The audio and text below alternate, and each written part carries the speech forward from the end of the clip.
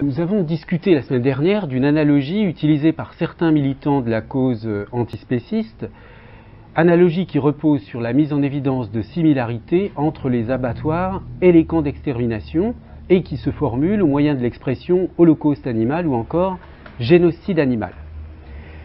Cette réflexion a été suscitée par un événement récent, la démission d'un conseiller national suisse, Jonas Fricker, à la suite de propos tenus lors d'un débat au Conseil national sur l'initiative pour des aliments équitables, qui établissait une similarité entre le transport des porcs et les trains de la déportation des Juifs vers le camp d'Auschwitz. Il a déclaré, et je le cite d'après le journal Le Temps du 28 septembre dernier, « Vous connaissez les images et les documentaires qui montrent les choquantes conditions dans lesquelles les animaux sont transportés en masse vers la mort. Ces images de porcs m'ont rappelé celles des déportations en masse vers Auschwitz dans le film La liste de Schindler. Je n'y peux rien, cela s'est simplement passé. Les gens qui étaient déportés là-bas avaient au moins une chance de survivre. Les cochons, eux, sont conduits irrémédiablement à la mort. » Fin de citation. Alors, les membres de son parti politique, les Verts, ont très rapidement réagi en se désolidarisant de ses propos.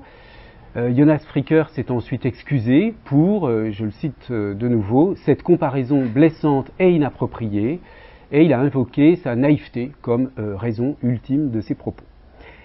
Cette anecdote de la vie politique suisse nous a conduit, dans le cadre donc de notre étude du rôle de l'analogie dans les phénomènes langagiers, à examiner de plus près ce type de procédé et à constater que l'argument par analogie de l'holocauste animal est couramment employé, voire explicitement revendiqué dans certains discours antispécistes. Notre question était donc la suivante: compte tenu des finalités supposées des discours où il prend place, cet argument est-il recevable ? Tout d'abord, exposons ces finalités qui semblent assez évidentes, tout au moins pour celles qui sont les plus explicites. Il y a tout d'abord un objectif global, la défense de la thèse antispéciste, thèse consistant à récuser une différence fondamentale entre les animaux humains et les animaux non humains, au motif que ces deux types d'êtres appartiennent à l'espèce animale, et par conséquent à refuser aux humains le droit d'exploiter à leur guise les animaux non humains. D'autres objectifs sont plus spécifiques. Exiger que les conditions d'abattage des animaux soient moins brutales ou cruelles, agir pour faire en sorte que les êtres humains cessent de se nourrir de viande d'animaux, ou plus largement cessent de tuer les animaux pour les exploiter de quelque manière que ce soit. L'analogie de l'holocauste animal, je l'ai déjà rappelé, est très courante dans les milieux antispécistes et nous en avons examiné un exemple la semaine dernière à partir de propos tenus par la coprésidente et porte-parole de l'association 269 Life, Tiffaine Lagarde, invitée de l'émission C'est politique sur la chaîne de télévision France 5 le 10 septembre dernier, qui déclarait, je cite, « Je n'ai pas de problème à dire que ce qui arrive aux animaux c'est un génocide, c'est un holocauste. Holocauste, ça veut dire simplement un massacre qui est commis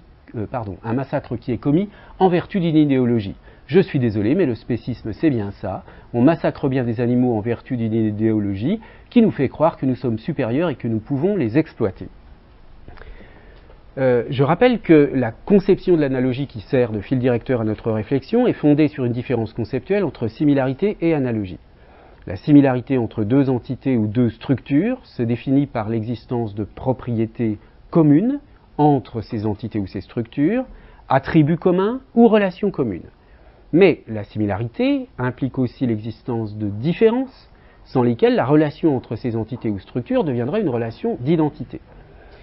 L'analogie, elle, est un processus d'identification fondé sur des similarités. Autrement dit, un processus par lequel les différences constitutives de la similarité sont considérées, selon un certain point de vue, comme secondaires par rapport aux propriétés communes. Le premier problème à signaler relève donc, dans cette affaire de l'holocauste animal, de la confusion entre le débat qui porte sur les conditions de la similarité et celui qui porte sur la légitimité de l'analogie. Dans le cas des abattoirs et des camps d'extermination, les propriétés communes sont évidentes, on les a vues la semaine dernière, et ne posent à mon avis pas de problème éthique au plan discursif. Ces propriétés communes qui fondent la similarité entre les abattoirs et les camps d'extermination sont notamment le fait qu'il y ait mise à mort d'êtres vivants, le mode de transport, la dimension industrielle de la mise à mort. Il y a donc bien une similarité, disons pour simplifier, objective entre deux réalités, et c'est probablement cela d'ailleurs qui justifie l'impression qu'on peut ressentir d'une sorte de proximité entre le transport de porc vers un abattoir vu dans un documentaire et celui des Juifs vers Auschwitz tel qu'il est montré dans un film de fiction, comme le disait Jonas Pricker dans sa grande naïveté. Mais, comme je l'ai rappelé, la similitude suppose également des différences. Dans un cas, il s'agit d'êtres humains, dans l'autre, d'animaux non humains. Dans un cas, l'objectif est celui de l'extermination d'un peuple, dans l'autre, de se procurer une nourriture, ou de procurer une nourriture. Or, l'analogie qui implique l'usage de l'expression holocauste animal suppose d'élaborer un point de vue à partir duquel ces différences seraient négligeables par rapport aux similarités. Il est donc impératif de ne pas confondre ces deux plans de l'analogie et de la similarité. Vous conviendrez qu'on peut parfaitement accepter qu'il existe des similarités entre les abattoirs et les camps d'extermination, mais en même temps refuser l'analogie, précisément parce que les différences entre les deux situations sont trop cruciales pour pouvoir être supplantées par leurs propriétés communes. Le premier piège de cette analogie de l'holocauste animal est donc d'entretenir une confusion entre le plan de la similarité et celui de l'analogie, autrement dit de vous conduire à accepter l'analogie parce que vous admettez la similarité. Nous avons par ailleurs observé certaines des stratégies visant à renforcer l'adhésion à cette analogie. D'une part, l'argument d'autorité. Tiphaine Lagarde, comme tous ceux qui se plaisent à diffuser l'expression holocauste animal, s'appuie sur des garanties issues d'intellectuels juifs ayant eu une relation directe ou indirecte avec le judéocide de la Seconde Guerre mondiale et qui revendiquent également la pertinence de cette expression. Alors, on a vu deux noms reviennent systématiquement, Isaac Singer et Charles Patterson.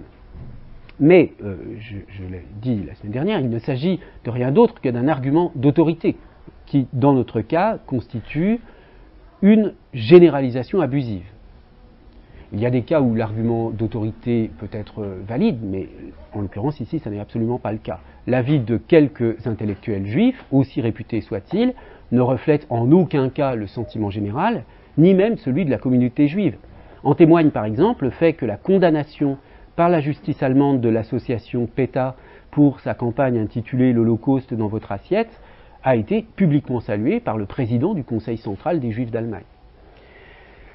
Nous avons également relevé une autre stratégie qui repose sur une redéfinition du mot holocauste et traduit une évidente duplicité dans le discours. Tiphaine Lagarde définit l'holocauste comme, je la cite, un massacre commis en vertu d'une idéologie. Cette définition est bien entendu fantaisiste, il suffit, comme nous l'avons fait, de s'en assurer au moyen de dictionnaires fiables, mais elle vise à introduire une distinction artificielle entre deux sens du mot holocauste.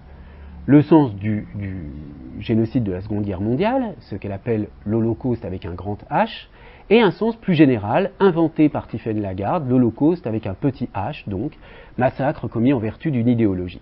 La duplicité consiste ici à faire admettre le second sens pour faire passer le premier, à justifier artificieusement l'emploi du mot holocauste dans une signification qui n'existe pas, pour faire entendre holocauste au sens où chacun l'entend naturellement, au moins en Europe et aux États-Unis, c'est-à-dire au sens de l'extermination des Juifs pendant la Seconde Guerre mondiale. Je précise bien en Europe et aux États-Unis, puisque nous avons vu la semaine dernière qu'il existait des nuances dans d'autres contextes culturels où, par exemple, l'idée de sacrifice apparaît au premier plan dans le mot holocauste. Finalement, la manipulation à l'œuvre dans cette analogie de l'holocauste animal est patente. Il est bien évident que certains de ses promoteurs la voient comme un simple outil de propagande visant à susciter une répulsion à l'égard de l'abattage des animaux. Mais même dans cet objectif, on peut se demander si l'analogie est efficace. Alors, pour ma part, j'en doute sérieusement, pour plusieurs raisons. D'une part, elle utilise des procédés qui s'apparentent à ce qu'on appelle parfois aujourd'hui la post-vérité. Vous savez, qui, selon la définition maintenant célèbre du dictionnaire d'Oxford, qui en avait fait son mot de l'année en 2016, renvoie aux circonstances dans lesquelles les faits objectifs ont moins d'influence sur la formation de l'opinion que l'appel aux émotions et aux croyances personnelles. Et il s'agit bien ici de faire appel aux émotions en éludant l'objectivité de la signification des propos tenus. Et je ne crois pas que cette stratégie, qui est typiquement trumpienne de la post-vérité, soit souhaitée par la majorité des antispécistes. D'autre part, ce type de rhétorique, je l'ai dit aussi la semaine dernière, présente un caractère si évidemment polémique qu'il semble appartenir à une époque révolue. La circulation sur les réseaux sociaux d'images révélant ce qui se produit effectivement dans certains abattoirs me semble à cet égard plus efficace. Mais bon, au fond, il s'agit là d'une simple opinion de ma part. Enfin, plus gravement, je crois, cette analogie me semble vraiment contre-productive à l'égard de l'un de ses objectifs, celui de l'adhésion aux thèses antispécistes. En effet, on l'a vu, l'acceptation de l'analogie holocauste animal suppose que les différences entre les abattoirs et les camps d'extermination puissent être, selon un certain point de vue, considérées comme secondaires par rapport aux ressemblances. Or, parmi ces différences, la première réside, on l'a vu, dans le fait que l'on tue des animaux dans les abattoirs, mais des hommes dans les camps d'extermination. Or, cette différence, c'est précisément celle que combat l'antispécisme. Par conséquent, une lecture de cet argument par analogie apparaît. Une lecture qui consiste à dire « vous n'êtes pas véritablement antispéciste si vous n'acceptez pas cette analogie de l'holocauste animal ». Alors, on trouvera sans doute des antispécistes radicaux qui soutiendraient une telle thèse, mais si l'objectif de l'antispécisme est d'élargir sa sphère d'influence, eh bien, on a de sérieuses raisons de douter qu'il y parvienne ainsi.